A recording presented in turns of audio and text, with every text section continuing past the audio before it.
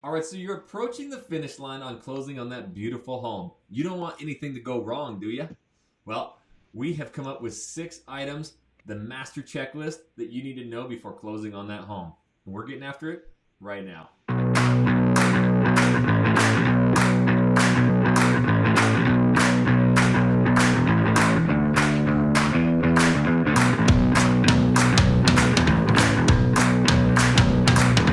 What's up, everybody? This is Jackson Ray Wilkey.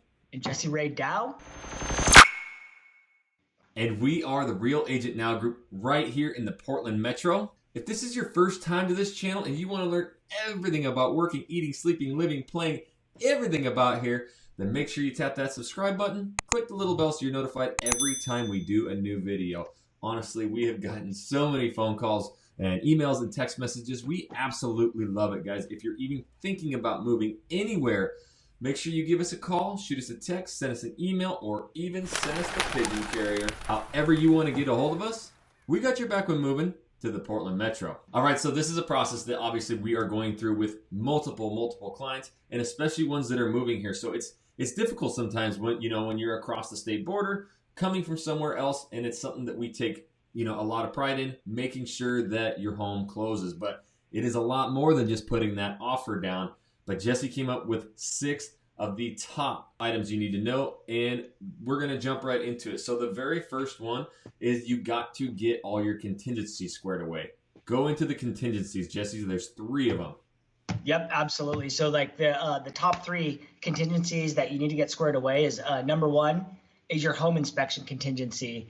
Depending on if you're in Portland or Washington, they have 2 different inspection contingencies period. If you're in Portland and Southwest Washington, the home inspection period is 10 business days. Yep. So from the day that your offer is accepted, you have 10 business days to take care of all of your home inspection needs, whether that's water, sewer, septic, it could be a land survey, and your general home inspection. And then when you agree on the repairs that need to be done, you typically give them till 3 days before closing to confirm with pictures and the receipts that they've taken care of all those repairs in a timely fashion. I just want to add something to this real quick because again, a lot of our clients, relocation, they aren't physically here, so this is something that we attend. We attend the inspection. We go over everything. If there's something in this inspection that our buyers don't like, are they stuck with the house still? Oh, absolutely not. So there's the inspection contingency definitely protects the buyer. So typically there's always going to be things wrong with the home, even in a new construction. But what we are able to do is, come to an agreement on what the seller is going to repair for us by a licensed and bonded contractor.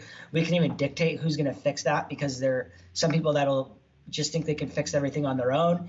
And you do need specific technicians to fix specific things. But if we can't come to terms and the buyer didn't want to move forward, then they could terminate the contract and get all their earnest money back. But it's typically something that we can always come to an agreement on. Love it. So there is another contingency. It's the appraisal contingency. What's that? Yeah, so that's basically an appraisal contingency is a third-party company the bank gets assigned to for somebody to go out and give us the value of the home. So say you put in an offer on the house and it was valued at $500,000 and the appraisal came in at say $490,000. What happens there? So that's a house that's came in under appraised value. You can go back to the table and negotiate the sale price of the home. If the seller and the buyer don't come to an agreement, the buyer could terminate the contract and get all their earnest money back. Typically what we see is I would never advise a client to buy a house with 0 equity or negative equity, I should say. So therefore, as we always renegotiate that price down. Sometimes it takes the buyer to come with $5,000 out of pocket and the seller to come with $5,000 out of pocket to meet in the middle, depending on how bad the buyer wants the home and how bad the seller wants to sell the home. Personally, I don't like to have my buyer make up that difference with any amount of money because, like I said, I don't believe that anyone should ever buy negative equity unless they're financing their closing costs into the deal. Mm-hmm. So say the house was originally at $490,000 and you need $10,000 in closing, so you took the value, your purchase price up to $500,000 to cover that. And the appraisal came in at, say $490,000 because you caused the value to go up, then I would definitely tell my buyer that they're just going to need to pay the difference. Gotcha. And the last one is the financing contingency. Yes, the financing contingency. That is like where buyers in Oregon and Washington are protected very thoroughly, is that say you go to the day of closing and for some reason the bank decides that they can't give you a loan, the bank is protecting the buyer basically, and the buyer would be able to get all of their earnest money back if they couldn't close on that loan. Okay, so the number 2 item on the checklist is clearing the title. Yeah, so this is actually do with the title company is at the very end, and also through the whole process of the purchase is title is going to work, seeing if there's any clouds on title, any liens. A lot of things actually need to be cleared. So say the seller was not paying their child support and they had $30,000 of outstanding child support. They would need to make sure that the seller has $30,000 in equity in the house to cover these liens. Because say you went to go close and the sellers didn't have enough equity into the house, they couldn't sell the house because they didn't have enough equity in that home. Unfortunately, that happened to me once buying a house for my own personal needs. The seller didn't have enough equity and we couldn't close, but it wasn't with the buyer. We've never had this happen on a buyer side. The number 3 item on the checklist is getting final mortgage approval. Yes. So this is super important. That's why we've said in previous videos is that we don't want the buyers, taking out any credit cards during that, contract period, making any big purchases, moving any money around, because what the bank does right before closing, usually it's a day or two before, is they run one more credit pull just to make sure that your credit's still in line with what it was when you did your pre-approval. So we just need to make sure everything's good to go. Once your pre-approval or your final approval is done, we're set to close. All right, so the number 4 item on the checklist, you've got to review your closing disclosures. So this is one that I find the most important and the one that causes the most frustration with everybody. And the reason why is because when you submit a pre-approval to your lender, whether it's Quicken Loans, whether it's Mortgage Express, whether it's, our trusted lender here at Addison, everybody thinks they're going to get this great rate that they see online, 3%, things look great. Well, there's so many working variables that when we work with Addison, we call it working on a, base point. So that means that you're not spending any extra money to buy points down. A lot of these companies that say that you're going to get 3%, they're also not telling you that you need to put $30,000 additional dollars down because you're buying the rate down so far. So what a closing disclosure does is this is going to give you all of the statement and every line item of where all your money is going to go at closing and how much you need to bring to the table for those closing costs.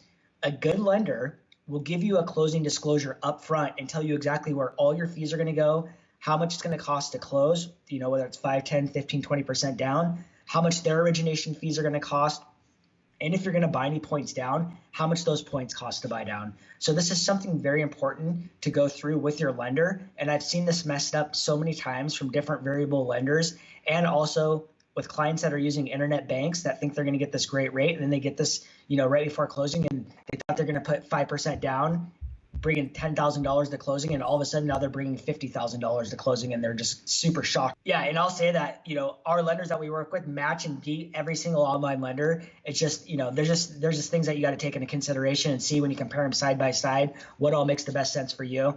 And hey, whoever you want to work with and feel the most comfortable with is who we're going to support. So well, we've been through a lot already. This is what's that, 15 days? It's a 10-day inspection period and all this stuff, 15, 20 days down. Now we're getting to the end, the number 5 item on the checklist, and that's doing our final walkthrough. Is everything good to go now?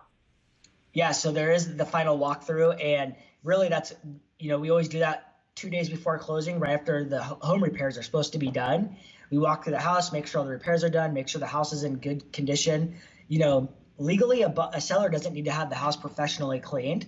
So unless the buyer asks for the house to be professionally cleaned at move out, it's going to be in a movable condition of what the buyer or of what the seller leaves it in. If they trash the house and cause damage, then that's a whole other situation. But the house needs to be in the condition that you saw it on the day you wrote your offer. And we've gone through all the contingencies. Jesse put his white gloves on and wiped every surface down. Now we are going to the final closing. What on the 6th item of this checklist, we're going to closing. What do they need to bring with them?